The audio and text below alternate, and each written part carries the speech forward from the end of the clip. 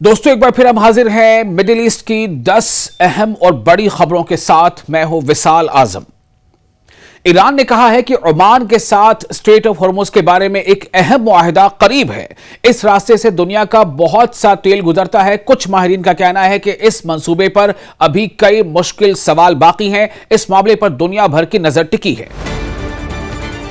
Yemen में हौसी group के हमले में कई सरकारी फौजी हलाक और जख्मी हुए हैं। यह हालिया महीनों के बड़े हमलों में से एक बताया जा रहा है। इसके बाद इलाके में कशीदगी मजीद बढ़ गई है। अमन मुज़ाकरात पर भी इसके असरात पड़ सकते हैं।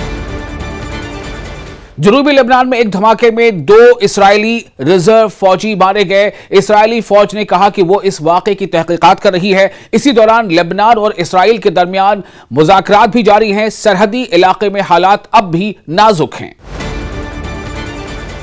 शाम यानी सीरिया के दारुल हुकूमत दमिश्क के करीब एक मुसाफिर मिनी बस में धमाका हुआ। इस वाक़े में कई अफराद हलाक और जख्मी हो गए। सिक्योरिटी इदारों ने तहकीकात शुरू कर दी है। जख्मियों को करीबी अस्पताल मुंतकिल किया गया है। युगांडा ने गजा के लिए मुजव्वज़ा बैनुल अक़वामी फोर्स में फौज भेजने की मंजूरी दी है। ताहम यह फोर्स अभी मुकम्मल तौर पर कायम नहीं हुई। मुख्तलिफ कंट्रीज इस तजवीज़ पर बात कर रहे हैं। इसका मकसद इलाके में इस्तेहकाम लाना है। इराक़ी हुकूमत ने कहा है कि गैर कानूनी मुसल्लह ग्रुपों के खिलाफ सख्त कार्रवाई की जाएगी। हुकूमत चाहती है कि हथियार सिर्फ रियासत के कंट्रोल में हो। इस फैसले को मुल्क की सलामती के लिए अहम करार दिया जा रहा है। लेबनान में ताजा इस्राएली हमलों में कई अफराद जख्मी हुए हैं। ये हमले उस वक्त हुए जब मुज़ाकरात जारी थे। दोनों तरफ कशीदगी कम करने की कोशिश भी जारी है। आम शहरी सूरत हाल पर तशवीश का इजहार कर रहे हैं। अमेरिका में मशरिक़ वस्ता यानी मिडिल ईस्ट से खाम तेल यानी क्रूड ऑयल की दरामद बढ़ने की तवक्को है। इसकी एक वजह खित्ते में बहरी रास्तों की बदलती सूरत हाल बताई जा रही है।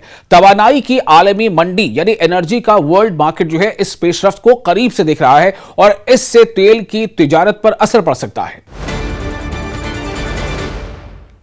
कुछ शिपिंग कंपनियों ने स्ट्रेट ऑफ हॉर्मुज से मुतअल्लिक मुजव्वज़ा इंतजाम पर खदशात जाहिर किए हैं। इनके मुताबिक इस मंसूबे पर अमल करना आसान नहीं होगा। कंपनियों ने महफूज और आजाद बहरी रास्तों पर जोर दिया है। मुज़ाकरात अभी जारी हैं। मिडिल ईस्ट में मुख्तलिफ कंट्रीज यानी मुख्तलिफ ममालिक सिफारती राबते डिप्लोमेटिक प्रोसेस बढ़ाने की कोशिश में है। मकसद कशीदगी कम करना है और मुज़ाकरात को बातचीत को आगे बढ़ाना है। कई अहम मामलात पर अभी इत्तिफाक नहीं हो सका है। आने वाले दिनों में मजीद मुलाकातों की तवक्को है।